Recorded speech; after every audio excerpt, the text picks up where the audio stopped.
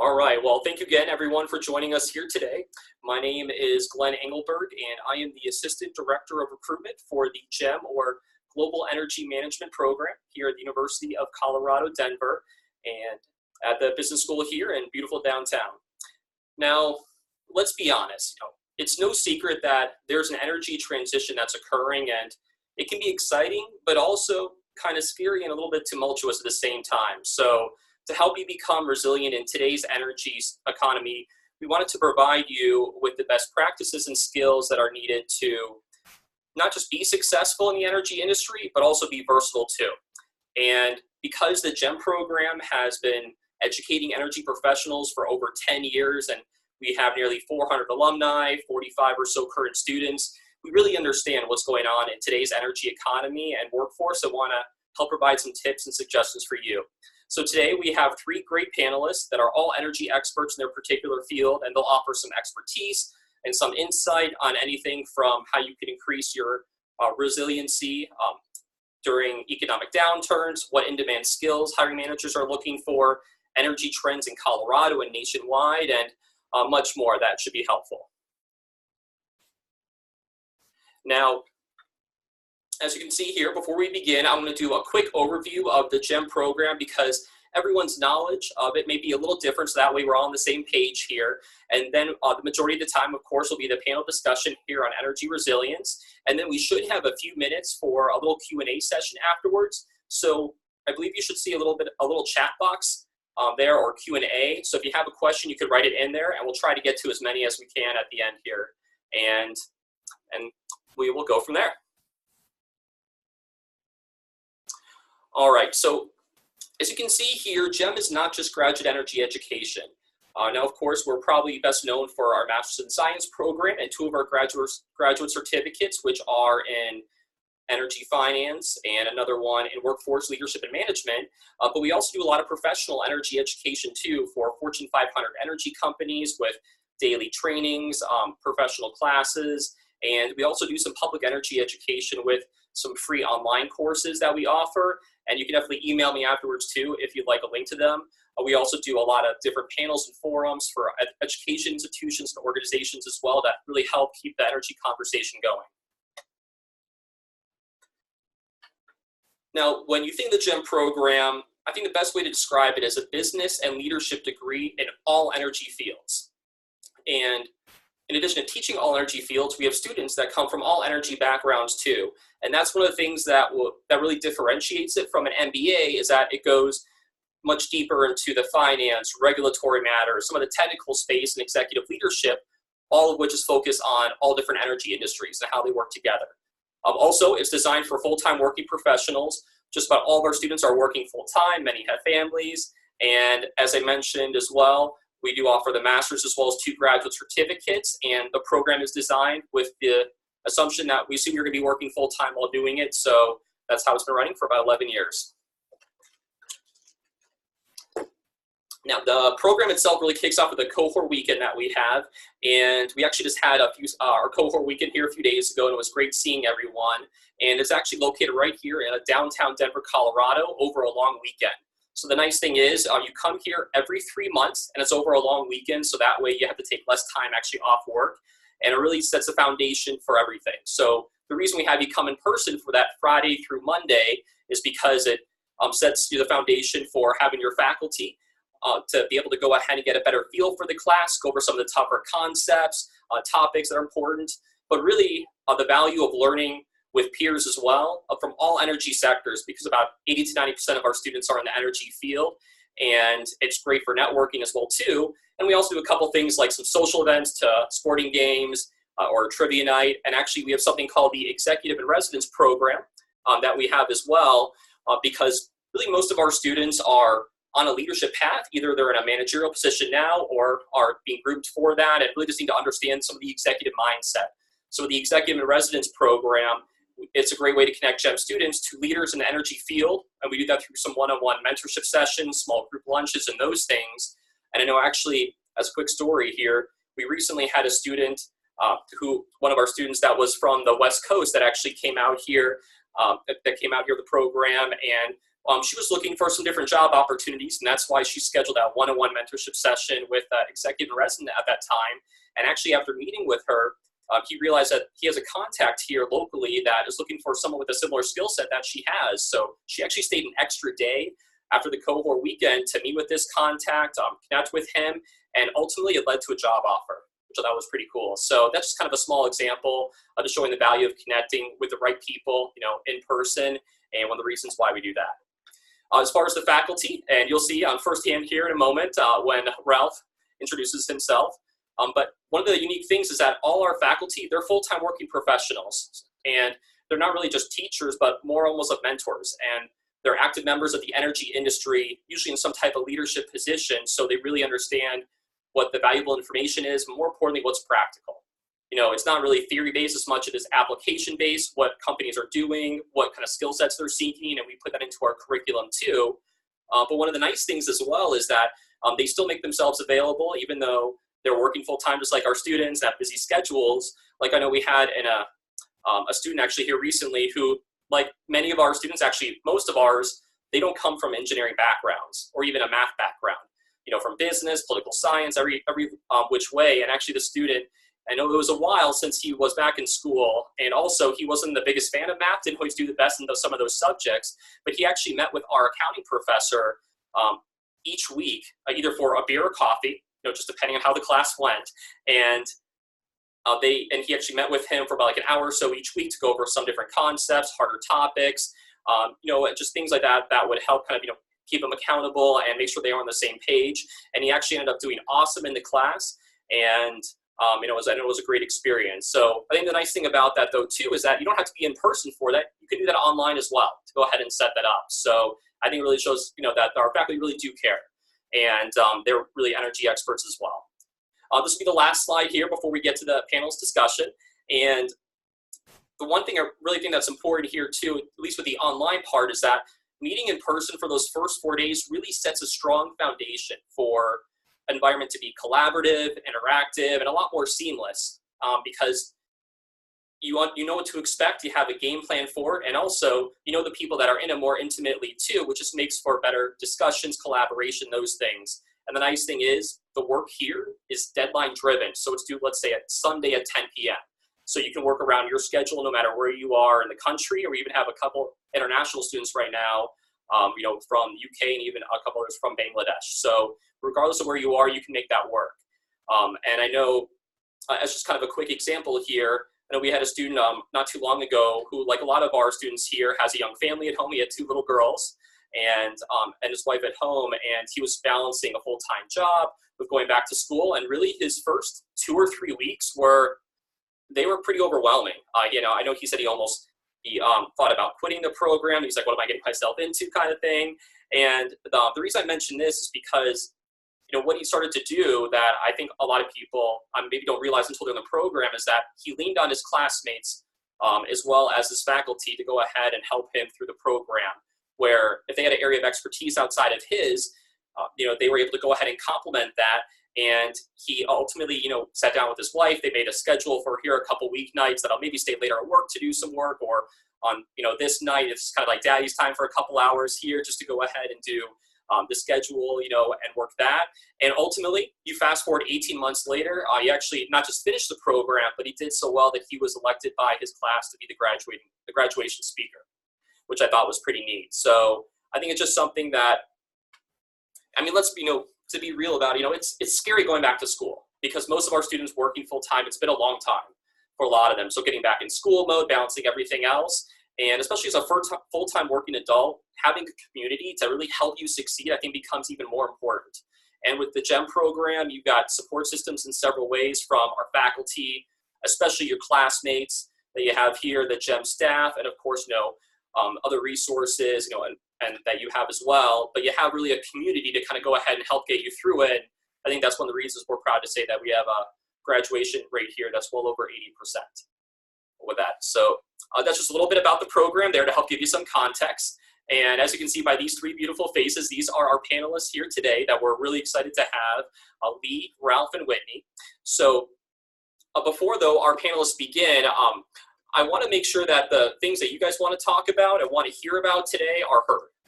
So I actually have a poll that I'm going to go ahead and I'll launch right now, which is a question of what are you hoping to get out of this webinar today with 5 potential answers. If everyone can take 15, or let's say 30 seconds to go ahead and answer that, that will help guide our discussion today based on what your answers are, and they're anonymous too.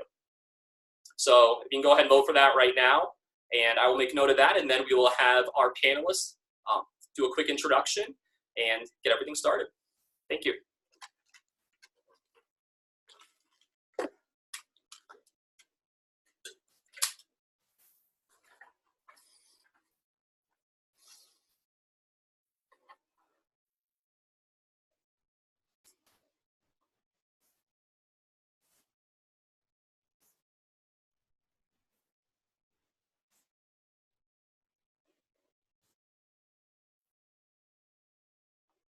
All right, we'll give it 5 more seconds for the voting here.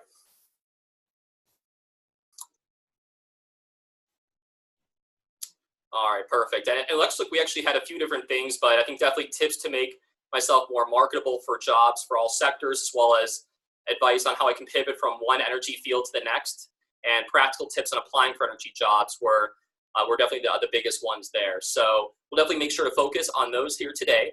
And so without further ado, I'd love each of our panelists to introduce themselves. So we're going to start with Lee, then Ralph, and then Whitney, and then go with the questions we have from there.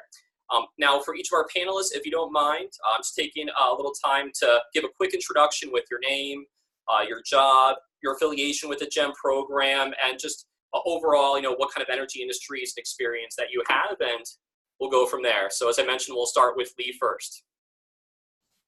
All right, Lee, if you'd like to go ahead and quickly introduce yourself.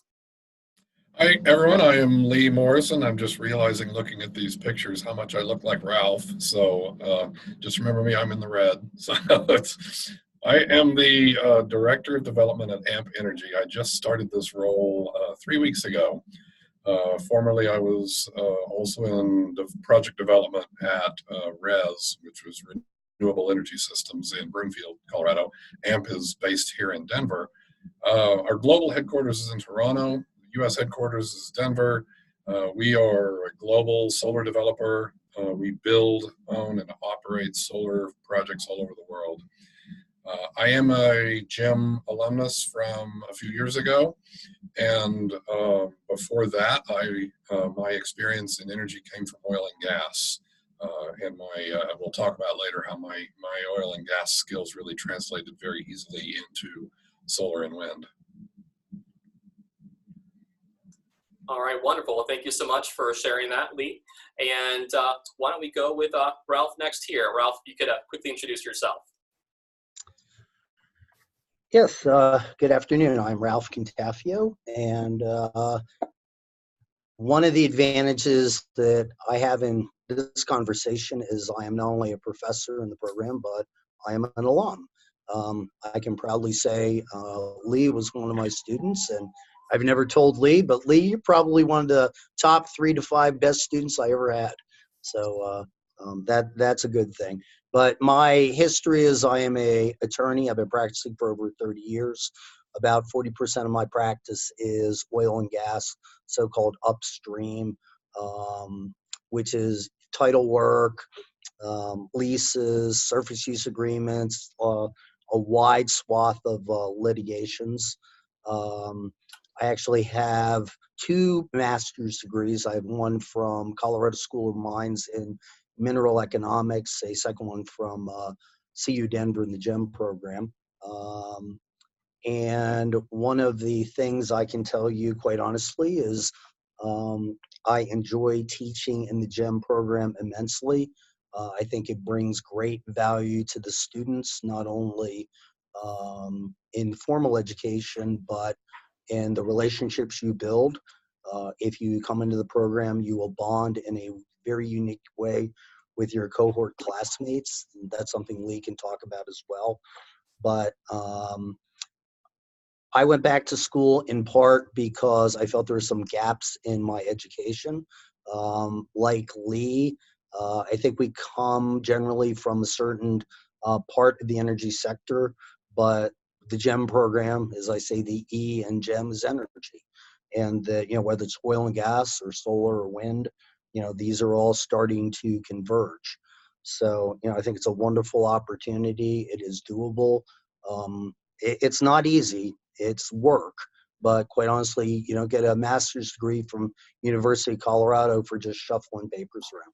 So look forward to participating today, and I can only speak most highly of the program.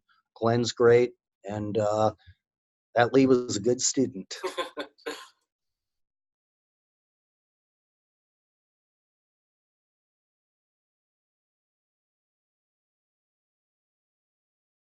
Oh, I think it's me.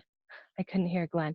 Hi, I'm Whitney. So I work with Iridium Recruiting, and we are a smaller boutique, as I like to say, a recruiting firm based here in Denver. It's my sister and I that own it. And we started the company just over a year ago. We had been doing recruiting for various other people over the last several years and kind of came up in it. We're fourth generation oil and gas, and my mom owned a recruiting and staffing firm in Denver for 40 years. So like so many people, I said, I'm not going to go into the family business. And then lo and behold, here I am.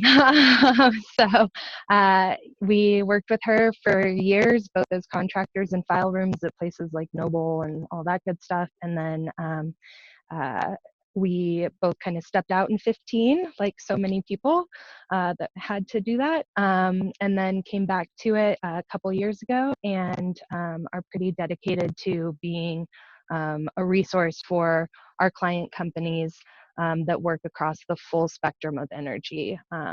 The term convergence was used. We want to be playing in that space, want to help with that convergence and kind of shifting, being part of the shifting dynamics. So our relationship with the GEM program is that we do help from a career coaching standpoint for a lot of the students. We do career coaching because we don't represent candidates.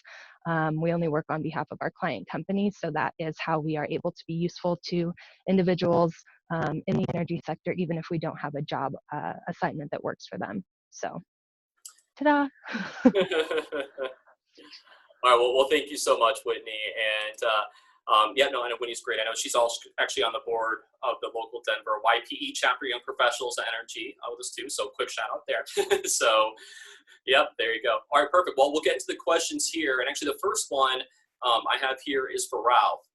Ralph, last April, you published an article on the Bell case and the negative implications in the oil and gas sector, potentially for drafting leases and titles. I was hoping you can tell us why that's important and the impact that you think that might have on the future of oil and gas in Colorado and maybe even nationwide. Sure. So there are emerging headwinds for the oil and gas industry that really have a lot to do with the fact that Colorado is seeing a significant growth in its population. A lot of the growth is coming from places like California. And at the same time, where at one point in time oil and gas development was in remote agricultural areas, more and more of the growth is occurring in the same places where suburbia is moving into. So now we are dealing with issues of essentially simultaneous use of the same basic areas, which means use issues are becoming a lot more significant in an environment where the population is really less embracive of the industry. And we can see this in Colorado based upon the passage of what we refer to as Senate Bill 181, where for the first time in memorable history, we have a Democratic House, a Democratic Senate, and a liberal Democratic governor. So the judicial system is starting to line up with the legislative branch, and we're just seeing these headwinds. And you think about that based upon climate change, global warming, and concerns there. It's a much more challenging time for oil and gas development, even though the United States is now the largest producer of oil in the world, which is something that if you had predicted 10 years ago, no one would have ever foreseen. So what does all this mean? It really means at the end of the day, it's a very energizing time, no pun intended, to be in the sector, because there are all these cross currents that no one's really dealt with before. Again, one of the things that helps me when I go through the process is I don't look at these issues, based strictly upon that of a lawyer. I think I have a very different and grounded foundation. And I think, a lot of those things I was exposed to and developed through the GEM program that quite honestly, allows me to really service my clients, I think, in a lot more broad way and a good way that other lawyers can't bring to the table. Yeah, no, absolutely. Thank you, Rob. That's a great insight. And yeah, I know it's definitely a very energizing, interesting time with legislation, a lot of other components. So it'll be really fascinating to see what will happen, in the future here in Colorado, but also nationwide. So now to flip from oil and gas to another energy sector, the renewable side, Lee, this question's for you. So currently, as you know, and as Ralph just alluded to, we're in sort of an energy transition with an emphasis on cleaner energy, new technology, regulations. And I'd love to hear your opinion, if you can discuss the value of just energy professionals understanding how all energy fields work together, not just like one particular sector.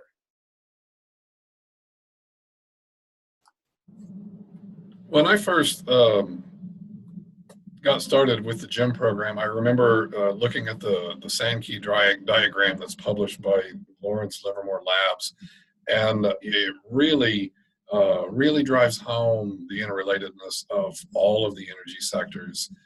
Just looking at that chart, you can, first of all, it makes you feel very significant no matter how large your role is in the industry.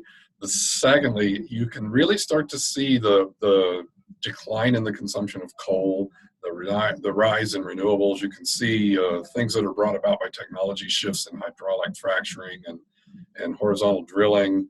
You can see what has happened resulting from like the 70 to 80% decline in costs of solar technologies over the last few years. You can see the decoupling of energy consumption and per capita GDP. That's a super important trend that you can start to see. But that one diagram is a launching point for a lot of different study and a lot of different research.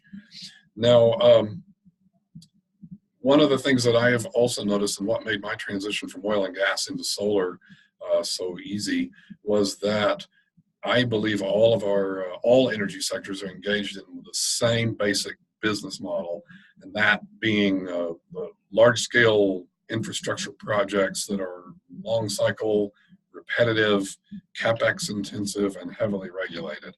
And whether you're in geothermal, nuclear, whether you're building a gas plant or maybe a gasification plant or liquefaction plant, whether you're developing oil and gas fields, it's all rooted in the same business model. And so that is one of the big interrelated features of all sectors. Yeah, no, that's, I think, a really interesting point there, Lee, with the infrastructure and some of like the overlying features and then the umbrella of how it really trickles down a little bit from there. So no, that's a great insight there. Well, shifting a little here to Whitney. Well, I know Whitney, just because with your position, I know with the recruiting and the hiring process, I'm curious, kind of from a hiring perspective, what are some of the biggest like hiring trends that you're seeing overall, just in the energy sector and Colorado, as you work with your clients? Yeah, sure. So a couple of different kind of key things, even in the time that the last, 10 years or so that we've been doing the recruiting side of things, I would say definitely that folks are looking for a more diversified skill set. So people who can wear multiple hats and who have the curiosity and kind of drive to do so. I think that's one piece of it. and also soft skills. I know we're going to talk about this a bit later, but you're definitely seeing a shift now where hiring managers are really looking for candidates that, in addition to the technical skills, have the soft skills and are resilient, to use your word again. It's a very hip term right now, and it's completely applicable, especially in Colorado at this precise moment. So I think those are kind of key things, definitely on the soft skill side. And from a technology standpoint, you're also seeing, and I think particularly in Colorado, because there are so many more candidates in the marketplace right now due to consolidation and mergers, acquisitions, sales, all of that good stuff, you're seeing a lot of the companies that are still doing hiring implementing several more layers of screening processes. A lot of them are now starting to use video in their screening processes and doing additional tests before interviews and things like that. So relying a little bit more on technology to help with the volume of candidates that they're seeing. Yeah, and that's actually a really interesting point that I've heard actually just from a couple colleagues or friends too, that for that to kind of like say whittle down candidates, sometimes they'll go ahead, instead of having a first person phone interview, they may reach out to a bigger pool and have them do like a 3-minute video recording and then go through a couple like live scenarios, and then based on that see who gets the next round. So I think it's definitely something that, and I'll be honest, I've done a lot of webinars here, and even in previous positions have done similar things, but it's always a little awkward being in front of the camera, I guess, unless you're Brad Pitt or something like that, or an actor, so I think that's definitely really important, just to be aware of how you come off, not just in person, but also on video. And luckily there's a lot of great resources to Zoom, the one that we're using now, and other ones where you can almost just practice and play back and be like, oh, this is what it looks like, here's how I can tweak things. So no, that's definitely great insight. Thank you. Well, I want to shift gears a little bit to a current situation going on in the Middle East, and not necessarily from the political side. And this question is for Lee and Ralph here. How do you anticipate the current situation in Iraq and Iran influencing the oil and gas sector in the U.S. in the short and long term? And I know both of you have experience working with international projects too. So why don't we go with Ralph first, then we'll hear what Lee has to say on the matter. Ralph? Not much. I think that, a reasonable amount of the price of oil involves political uncertainty, and this all involves political uncertainty. The fact of the matter is the United States is far, far less dependent upon Mideast oil than we were even a couple of years ago. And that's going to be the trend moving forward. I think that the Iranian response to the killing of their general was intentionally moderate to avoid escalation, which would have been probably catastrophic in a lot of different ways. I just think that one of the reasons that the transfer from traditional energy sources to renewables is not any one reason. And in the vocabulary of my best friend's father, Dr. Gotchman, all these things are both pushes and pulls at the same time. But these types of regional conflicts, in a way, sorry about that, are somewhat anticipated. They are aggravating factors. When they do happen, you're going to see, shifts in the market. There can be unforeseen geopolitical ramifications, and I think that's what certain people are very concerned about and still are concerned about, involving what is happening in the Mideast. But, at the end of the day, political uncertainty has been part of the oil and gas industry since 1974 with the first oil crisis.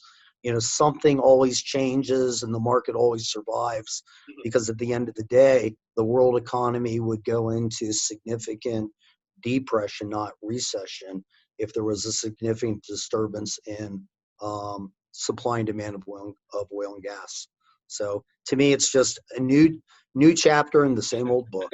Same old book, yeah. And I think before getting to your opinion on this in a second, Lee, too, Ralph, it sounds like you were saying from the point you mentioned a little earlier in the webinar that our just independence of oil and gas, or like let's say, or less dependence on other countries, whether those be in the Middle East or Canada or what have you. It sounds like something that just allows these situations to maybe, I don't know, I wouldn't want to say matter as much, but in terms of some of that or the direct impact from getting the oil makes more independent with it. So I think that's a good point.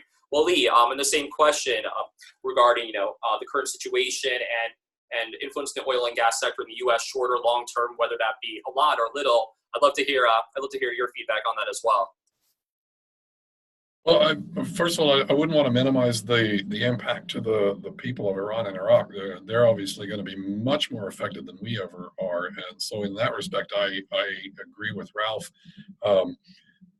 Things like what have been happening in Iran and Iraq in just the last couple of weeks create market shocks, and that I think historically that has caused problems in the United States, but I don't think that is much of a problem anymore because most of the big energy consumption industries such as chemicals and paints, steel and glass and cement and so forth, they lock in long-term hedging contracts.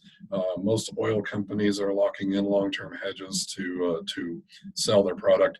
So I think we're fairly well insulated against market shocks. So I don't see a big impact there on such a short-term event that we're seeing. One area that I do see that I think is significantly underreported, and apologies for I keep redirecting it back to the development end of things, but that's kind of what I do. So I think that it creates these kinds of incidences create uncertainty in financial markets, and financing of these CapEx intensive infrastructure projects that I was just talking about become burdened. A lot of investors will pull back. There's just a lot of uncertainty that's created in the models will kill the projects. So we end up, even in short-term situations, we end up with some of these very beneficial projects being killed simply due to the financial uncertainty. No, interestingly, I think that's a good perspective. And yeah, obviously, if that's kind of the work that you do, everything is in that context, right? It's inevitable. And actually, Lee, the next question is actually for you here, and switching a little bit to the renewable side. And I know with AMP Energy specifically, they have renewable energy projects in several continents across the world. So I'd love to hear, and I'm sure the audience too, about what trends you're seeing on a global scale in the renewable sector, and also what are some trends you're seeing locally here in Colorado? Well, I think it's an outstanding time to be involved in solar, and I am dealing now exclusively in solar energy. Of course, everybody in the United States is aware that the PTC is phasing out here in the next short term, but the ITC, the tax credit for solar, remains in place for a little while. Also, the scientific advances that we're seeing have made the footprint of solar has grown dramatically in the last few years, and also the global recognition of the environmental issues and how solar can be beneficial to that. And then lastly, I'm looking at the levelized cost of energy that is pretty heavily studied at the university level around the world, how solar and solar plus storage is now really coming in ahead of even the most high efficiency gas turbines. So that's changing where solar is now viable. So we're moving farther north. We're moving into more traditionally cloudy areas that you wouldn't think solar would work. We're moving into heavy snow load areas where solar is still viable. But I also think that there's a big transition now away from the big centralized power generation model. We are moving more into distributed, and this is happening globally also. And so we are seeing more projects behind the meter rather than the big centralized utility scale projects. So that's another trend that is strong and growing.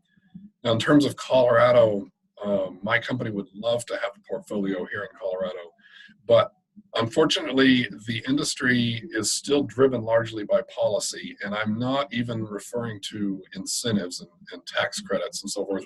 I'm referring more to the entire industry worldwide is still based on the old centralized big utility model, and needs to make a transition over to what I've seen referred to as the Uberization or the internetization of utilities and power generation. That has not occurred in Colorado, and so it is still relatively difficult to get a grid connection here. It's still relatively difficult to sell power here in Colorado. So we have a very finite amount of capital, and that's got to be directed to the areas where we have the most success. And unfortunately, that's not Colorado right now, but we hope to see that change soon. Yeah, no, thank you, Lee. And I think that's interesting too, as well. The regulatory side is obviously a huge part of it whenever you talk anything utility.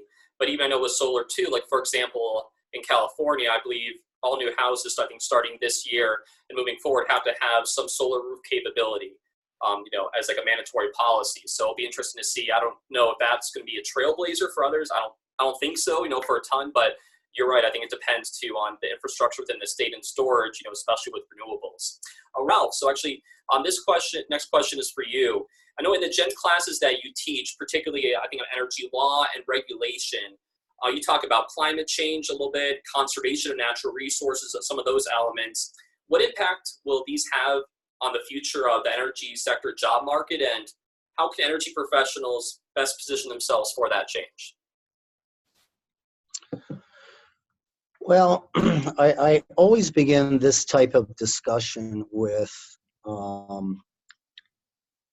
a basic statement that everyone needs to understand the American economy and the world economy are heavily dependent upon plentiful energy at affordable prices. That you take those out of the equation and the world economy will suffer very significantly. Then, we can talk about the absolute accuracy of the statistics I'm going to give you in a second. However, generally speaking, as we speak right now, 15% of the world's energy is provided by renewables. So arithmetic tells us that 85% is produced basically by oil, natural gas, and coal. At the same time, when you look at the current carbon load that's being placed in the atmosphere, and not talking about what's been up there historically, but the United States creates about 15% of the carbon footprint on an annual basis in the world. So now the real trick is, assuming that the scientific information on climate change is generally reliable, which is a whole different debate, but I think it's close enough. The whole challenge moving forward is, how do you transition from a world that is so heavily dependent upon non-renewables to working that into the formula where the world requires abundant energy at reasonable prices. And at the same time, every single respected forecast pertaining to energy consumption worldwide is increasing at a time when global population is also increasing. So generally, you can look at it one of two ways. You could either look at it, and Lee's heard this speech before, in a Malthusian way, it's scarcity and, all the rest, or you can look at it in the cornucopian way, which is the horn of plenty, and that there are opportunities. And, the way I choose to look at it, being a cornucopian, is, I think there are more opportunities in the energy sector moving forward. Why do I think that? Well, I think there's more urgency to get these matters solved currently because of climate change. So, it's both a frightening time in the energy industry and an exhilarating time in the energy industry. But as we move forward, it's something that needs to be reconciled and resolved, and I'm confident that it's going to get done. Yeah, no, absolutely, Ralph. And I think, yeah, that's a good point too with what we were saying earlier with it being kind of an uncertain or exciting, but kind of scary time with everything going on. But yeah, it seems that even with what Lee was talking about earlier, knowing how all energy sectors working together becomes even more important when you have to consider that along with the growing population, the dependency, economy, and everything else. There's a lot of mitigating factors with that. So actually the next question we have is for Whitney as well as Lee. We'll have Whitney, you go first. What are some of the more overlooked soft skills that hiring managers are looking for? And do you have any advice for our audience on how they can sharpen some of those skills? Yeah, certainly. I think, again, to come back to resiliency and to tag on to the idea that it is a frightening and exhilarating time in the industry. It is, and it's not for the faint of heart. So I think that one of the things that companies now are looking for are people who have the kind of self-awareness and emotional, kind of intelligence to play in this space, because it is a challenge. And I'm a big believer that, a lot of times, we can help drive where things are going by being participants, and getting in the arena and getting your ass kicked is not necessarily something that works for everybody. So I definitely recommend, in a lot of our coaching, we talk through, kind of what people are looking for, and kind of narrowing in on whether or not the energy sector is really something that is for them. But that being said, I think a great jumping off point for folks is to read Emotional Intelligence. It's a book by Daniel Goleman. It's great and has wide-reaching applications. I think that is a good kind of basis for kind of unpacking some of your own stuff. So I would say, a lot of times we tell our folks that we work with that, you have to kind of do some self-work for your work sometimes. And so if folks who are really taking a look at, what their strong suits are and what they want to get out of their job and how invested they want to be and kind of what types of differences they want to make, I think starting there is great. And then kind of defining a strategy that can help you get there. So I think that is a big thing. And along the way, you either realize that you are equipped with the resiliency, or you work on it and work through it.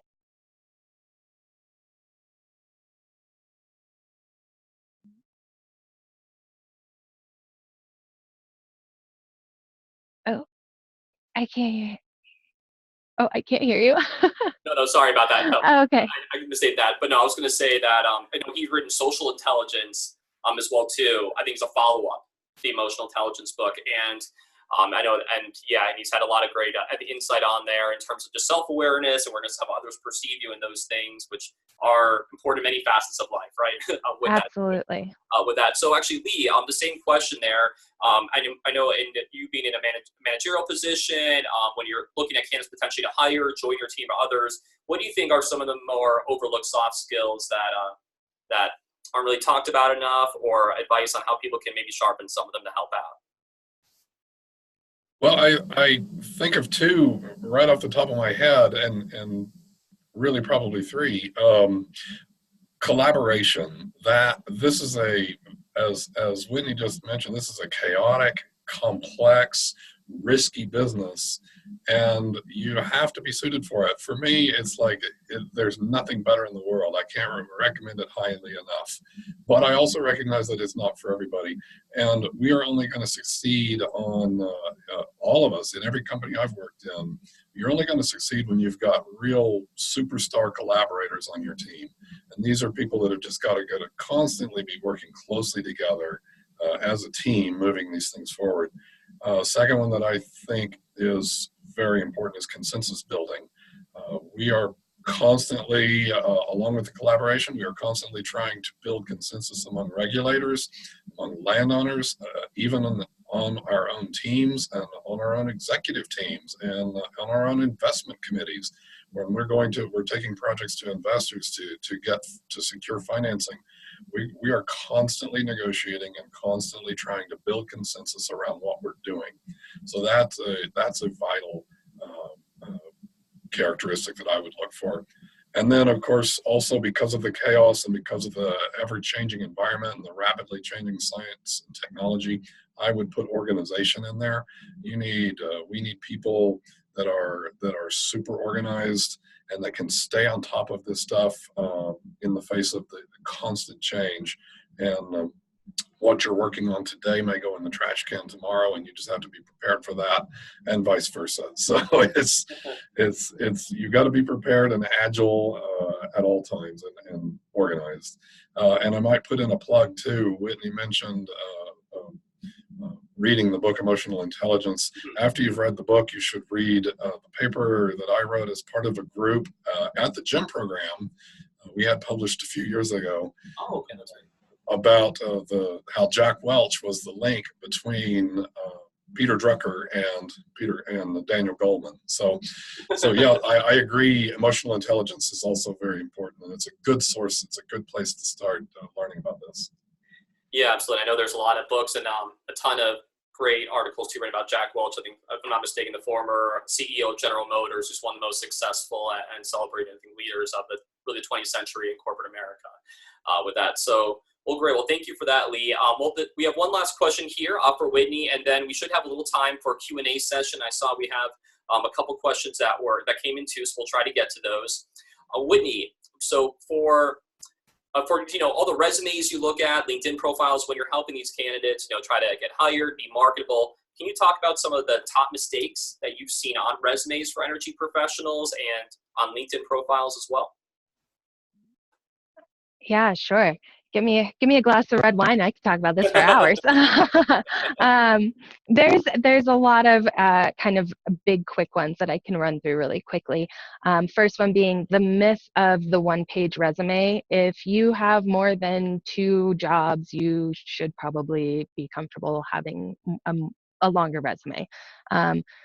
That being said, use your best judgment. Don't write a novel. When you start getting up in excess of 3 pages, you need to really consider what you're doing. But if you've had 30 years of experience, So I would say use best judgment with that.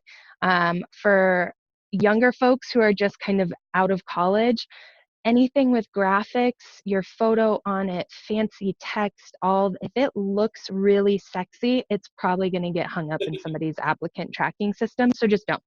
Text, ATS, yeah. No, I've heard of that too, yeah.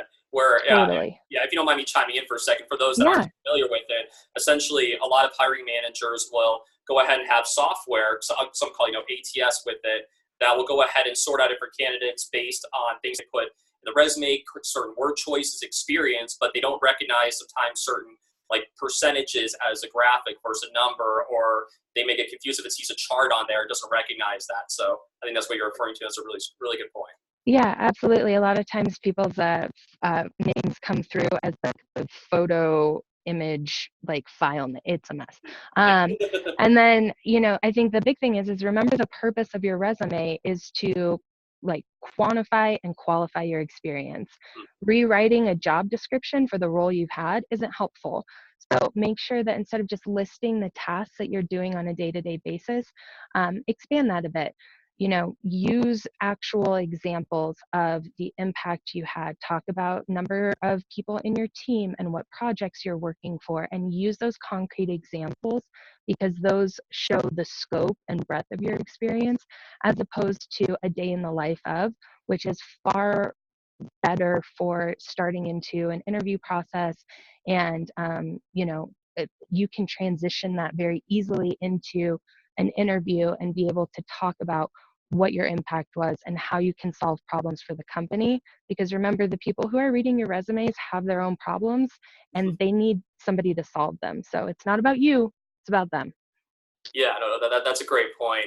And I think absolutely too is kind of thinking in the context of, what are we really what are you trying to come, like, who are you trying to come across over to with that, and what do you think that they'll be thinking of, in that context. So, well, thank you so much here to all our panelists. We're gonna have a quick Q&A session here, and before we do, and as I mentioned, we have a couple questions from the audience that we'll get to here in just one moment. And right here, for those that are local, we have the GEM program has a couple upcoming events that are welcome to everyone. Just as you see here, we have a happy hour and live podcast at Liberty Oil Services and right here in downtown Denver. It'll be next Thursday from 4 to 6. And we actually, speaking of energy education, do like different things like fireside chats, energy talks. The last fireside chat we had was great. We had, I know our current executive in resident, Kathleen Stacks there, one of our instructors, Dr. Orlando, and a couple other great panelists, and really just having an honest energy conversation and happy hour, because that's how everything seems to be centered around here in Denver. And lastly, one of the things that GEM tries to do too is co-host some conferences as well here locally, and we actually have one of the largest female energy conferences, Energy 2.0, formerly known as Her World, takes place in Houston, but we actually have a chapter here where we have our own specific speakers, work with that, and last week we had about 95 people or so here, and it was great. So if you have questions on any of those, of course, you can go ahead and shoot me a quick email or give me a call. My information is right there, and we should have a recording of this webinar as well, and I'll try to go ahead and make sure that everyone who registered for the webcast will receive that as well. Now, as far as a couple questions here that we have, the first one that we have here is for actually Whitney and Lee. Is that I want to go with Whitney first. Are there any particular organizations or clubs like in the energy sector that you'd recommend people look at, whether it was locally here in Colorado or maybe even nationwide, if there was one particular? Oh, there I am. Sure. If we are talking about full scope organizations that are covering the full, spectrum of energy, I would definitely check out YPE. The Denver chapter has a happy hour coming up tomorrow night, actually. We'll plug there. That's a great organization, largely kind of more of a social driven one. And then WIN, which is the Women's Energy Network, they also have an event tonight at Liberty Oilfield Services. They are much more geared toward education and professional development. Those are great. If you want to specialize more into kind of what avenue you're interested in, GPA is great. That's more of a midstream organization. You have Rocky Mountain Pipeliners, you have DAPL. And if you actually go to the Iridium website, there is a page, and I'm happy if you find me on LinkedIn, message me, I can send it to you with all the Colorado clubs in it. Oh, okay, great. And Lee, if you have maybe like 30 or 45 seconds or so, if you want to give any suggestions of organizations in particular that you're involved in or would suggest, I'm sure the audience would love to hear that. Yeah, a couple of corporate level organizations that you have to be members of through your businesses are like the Colorado Solar and Storage Association. They put on occasional seminars and events that are good for networking. Also the Colorado, renewable energy, COSIA. It's the Colorado Solar Energy Industries Association. That's also another similarly good organization that puts on local events. Also has a national chapter in Washington, D.C. I developed a great deal of my skills from the Rocky Mountain Mineral Law Foundation. They have constantly running series of legal and regulatory seminars that are quite helpful for all energy developers. Okay, well, great. And then actually I saw a couple more questions popped up here. For those that want to stay, we'll be happy to answer those right now. But as I mentioned otherwise before, thank you so much for everyone who joined us here today. I think this was a wonderful discussion. I know I learned a lot from it. And as I mentioned, we have a couple more questions from the audience we'll try to answer right now. It should only take a couple more minutes, but just wanted to thank everyone again for coming, and of course our great panelists too for your help with that as well. So, all right, well, actually